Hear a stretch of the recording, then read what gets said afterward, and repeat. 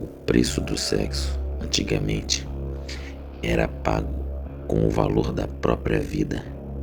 O marido compra sexo, amor da esposa com provisão, proteção, elevação de status, ou seja, sacrifício. Quando o maridão, que não conhece a psique feminina, um blue pill, se depara com outro usufruindo de sexo e amor, sem se sacrificar em nada, comendo de graça, ele fica possesso, ele se sente enganado, se sente roubado. Porra, eu tô pagando caro pra ter essa migalha de sexo e esse cara tá comendo de graça, sem gastar nenhum centavo.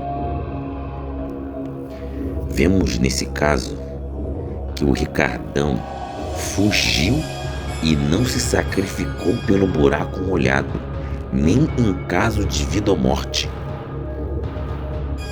Pro Ricardão, a esposinha honrada do marido era apenas mais uma que ele estava comendo, não tem valor nenhum.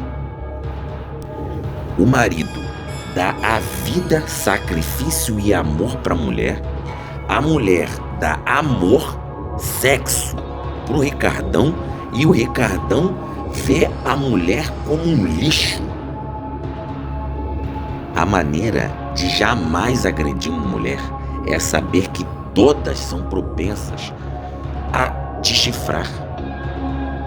Elas só precisam de uma oportunidade com alguém superior. O natural da fêmea é sempre viver continuamente procurando um macho superior que proporcione mais e mais elevação de status. Homens traem para esvaziar o saco, mulheres para trocar de parceiro.